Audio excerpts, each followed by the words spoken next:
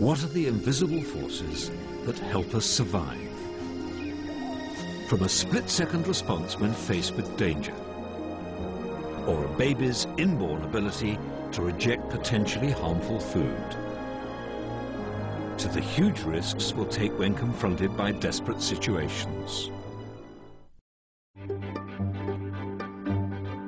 The answers lie deep within every single one of us, and they define what it is to be human. This is the story of our extraordinary instincts and why we behave the way we do. And our journey begins not here in our crowded modern world, but here in the vast wilderness of the African savannah.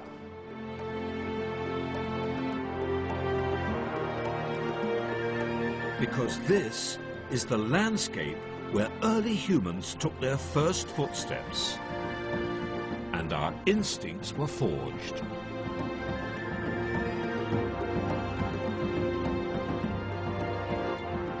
I want to explore what it means to be human, because even after a lifetime studying the body, I only understand part of the human story. This is a pioneering journey.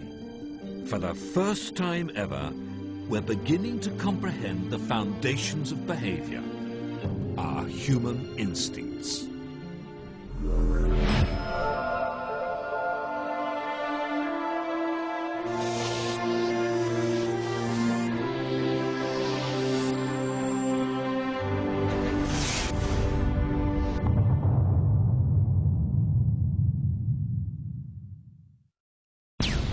This is the story of the most basic instinct of all, the instinct to survive. We'll discover how every one of us possesses an armory of instincts to protect us from danger, even if we're barely aware of it. And the story begins at the moment of birth.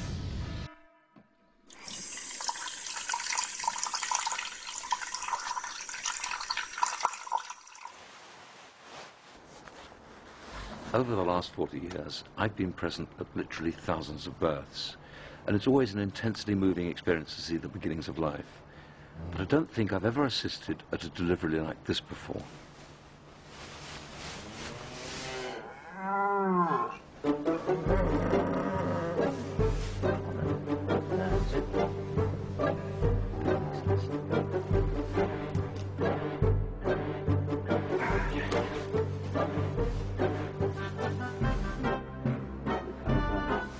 It's a boy, and an Aberdeen Angus.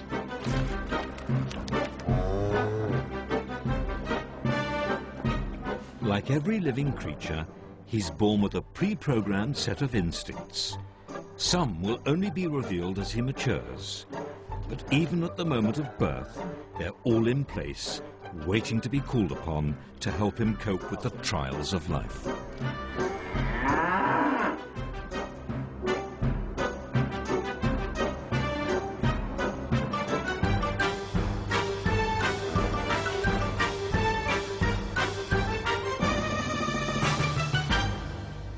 This little chap is just 2 hours old, and he's not really standing up. He's actually walking around. He's actually on my foot at the moment.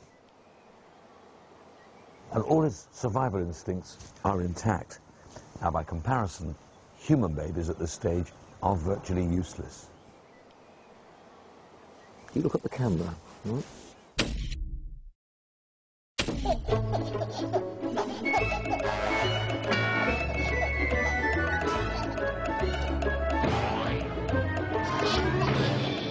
Even at 6 months, these babies can't survive on their own.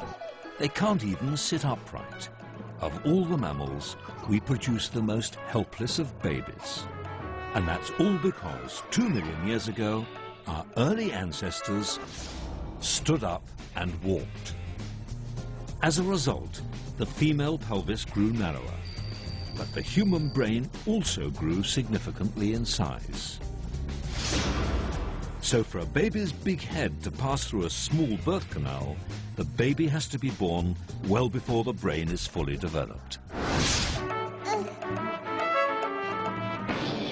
evolutionary trade-off meant this: a highly vulnerable baby, born before its time.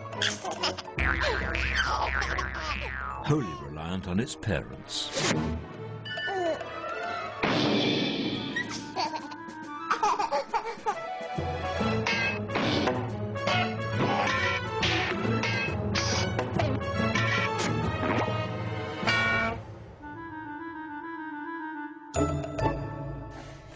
So how does a baby survive?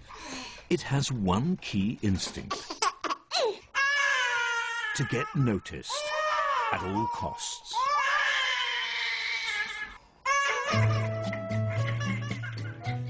Jasper is just a few weeks old. Like all newborn babies, he's using the one powerful weapon he has in his limited armory. He cries, and he cries, and he cries, making sure the whole household is at the mercy of a bawling creature weighing less than a Christmas turkey. When he cries, to me it means, Mum, come and get me, there's something wrong, I need you now, and you just have to drop everything and go to him. Some people say leave them, but how can you leave that? You can't. The instinct to cry is more sophisticated than you might think. Babies alter both the pitch and volume depending on how urgent their need is for help. The louder and more piercing the scream, the quicker the response. I never ever imagined how loud a baby could scream. You read books, you hear about screaming babies, but until you've got one and it's there and it's in your ear, sound is like nothing else. And there's a rule that unites all birds and mammals. The more needy the baby, the louder the sound it produces.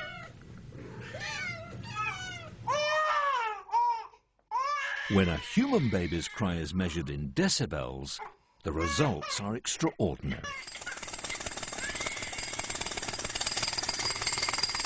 In fact, a baby's cry is just as hard to ignore as this pneumatic drill. Amazingly, Jasper's cry can match the ear-splitting 97 decibels produced by the drill. Both are very insistent and both are very loud. A baby's cry is such a powerful tool for survival, it can even induce milk from its mother's breast. Essential when you haven't got much else going for you. Because from the moment we're born, it's the energy that food gives us that keeps us alive. Food is our fuel, and without it we die. But it's not just any food that we crave. Why is it we're all drawn to food like this, which is high in calories and fat? 1,000 billion eggs are produced worldwide every year.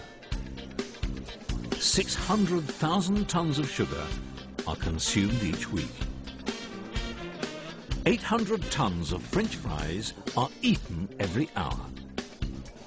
And why?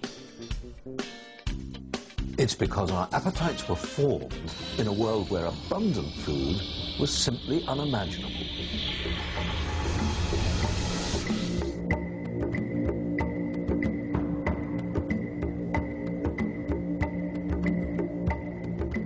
For millions of years, food of any sort was hard to come by. Our ancestors almost certainly fought hard for the calories that were so crucial to their survival. So those that craved food that was high in calories and rich in fat were more likely to survive.